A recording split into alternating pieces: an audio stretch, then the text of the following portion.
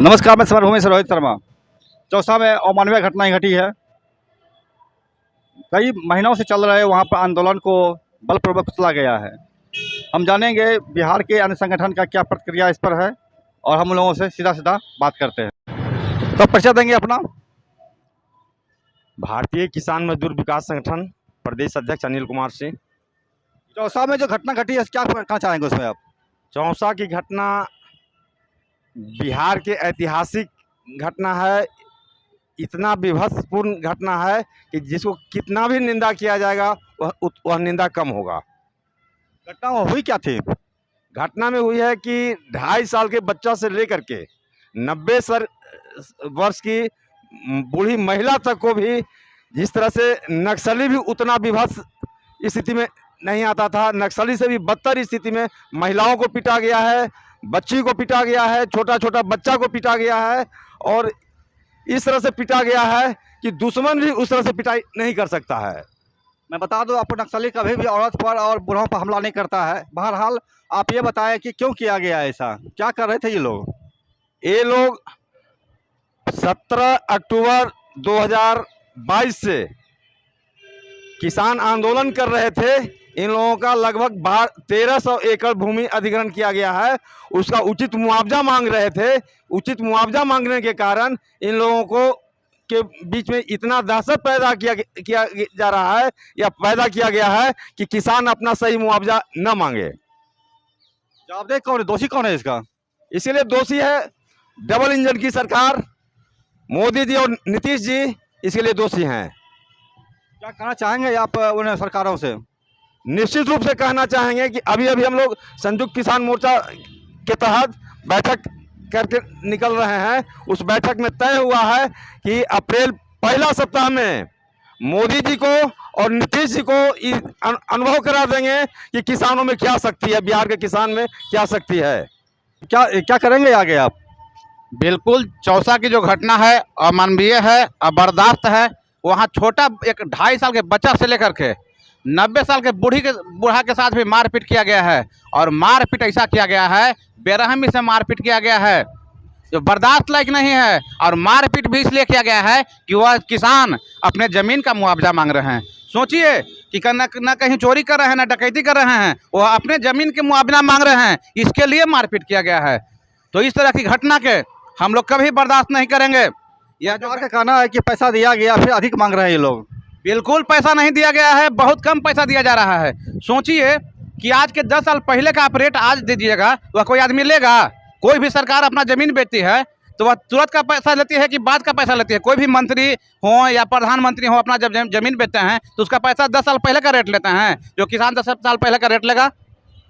बिल्कुल यह घटना बर्दाश्त लायक घटना नहीं है। ये आप यहाँ उद्योग लगाया जा रहा है, आप उद्योग का विरोध कर रहे हैं तो उद्योग जमीन पर ही लगेगा, उद्योग नहीं लगेगा तो रोजगार कहाँ से मिलेगा? आप विरोध क्यों कर रहे हैं? उद्योग का विरोध नहीं किया जा रहा है। बताइए, किसी की जमीन छीन का आप उद्योग लगाइएगा, किसान को जमीन छीन लीजिएगा, हड़प लीजिएगा, किसी को संपत्ति से बेदखल कर दीजिएगा, ये कोई उद्योग लगाने का तरीका हुआ? कि संपत्ति किसानों का छीनने का साजिश है? यह उद्योग लगाने का तरीका नहीं है। किसानों का जमीन औने पौने दाम में छीनने की साजिश है। क्या नाम हो गया आपका? सिद्धनाथ कुमार, किसान संघर्ष समिति प्रदेश अध्यक्ष। हाँ, ये देश है, ये गुंडा तत्व से चल रहा है, लोकतंत्र से नहीं। ये देश में गुंडे लोग हैं और हर दिन कुछ न कुछ कांड करते रहते हैं।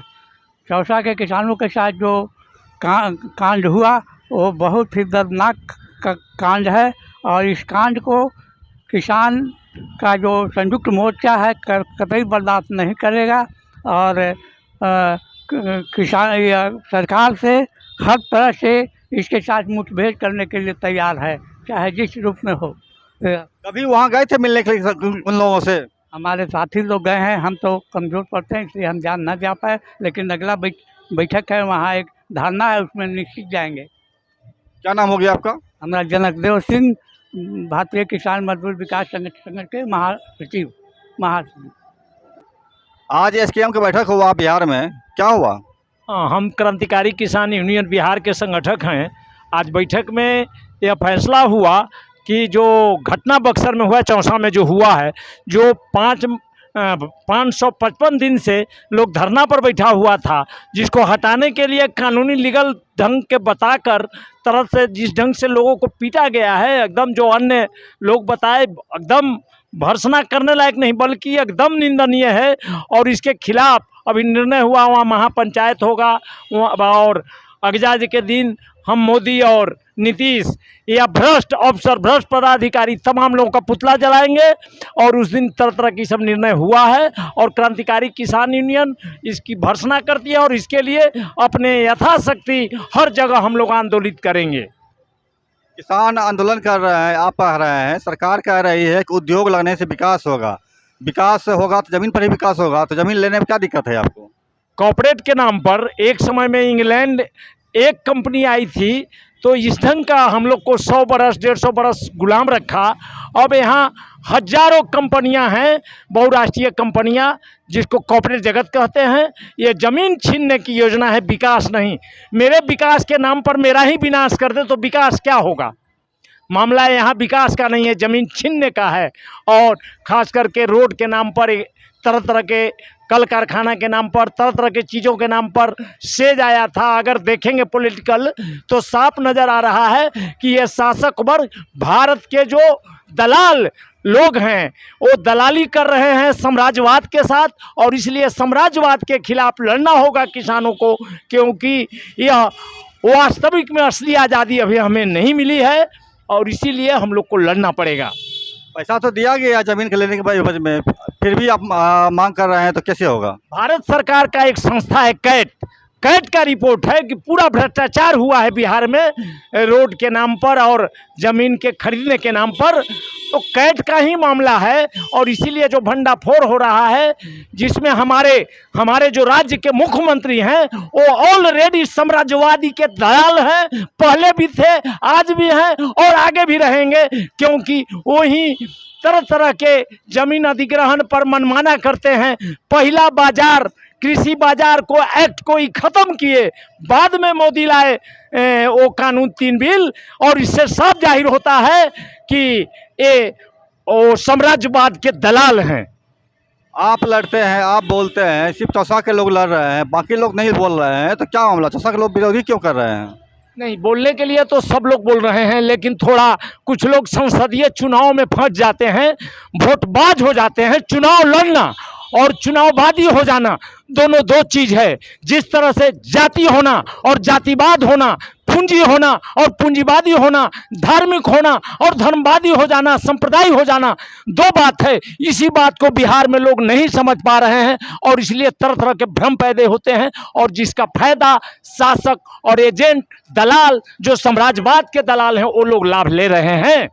24 में चुनाव आने वाला, क्या करेंगे आप उसमें? 24 के चुनाव में बीजेपी को सजा देंगे। हम ये जानते हैं कि अधिक चुनाववादी लोग जो चुनाव लड़ते हैं वो जन विरोधी हो जाते हैं जब सत्ता में आते हैं। देख नहीं रहे हैं, जब सत्ता में रहते हैं तब बात कुछ हो जाती है और जब विपक्षी में होते हैं तो अच्छी अच्छी बात करते हैं। आप मोदी के पूरा पढ़ के देखिए, मोदी का बहुत सा आ रहा है, किस ढंग से चुनाव चंदा के नाम पर कानून बदलकर किस ढंग से चुनाव आयोग को। और इसलिए यहाँ मामला है कि जनता का संघर्ष, मजदूर का संघर्ष, किसानों का संघर्ष, नौजवानों का संघर्ष जब तक नहीं होगा, हम साम्राज्यवाद के अभी भी गुलामी के तौर पर बड़ा बारीकी से दलाली के माध्यम से है। क्या नाम हो गया आपका? मेरा नाम मनोज कुमार है, क्रांतिकारी किसान यूनियन बिहार के संगठक हैं।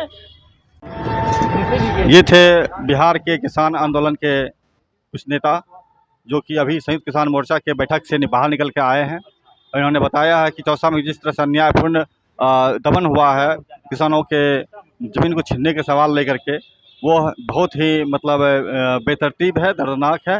इन लोगों का स्पष्ट करना कि इसके खिलाफ आंदोलन करेंगे हम। 24 के चुनाव में सजा देंगे नीतीश और भाजपा की मोदी सरकार को भी। नमस्कार, मैं समरभूमि से रोहित शर्मा।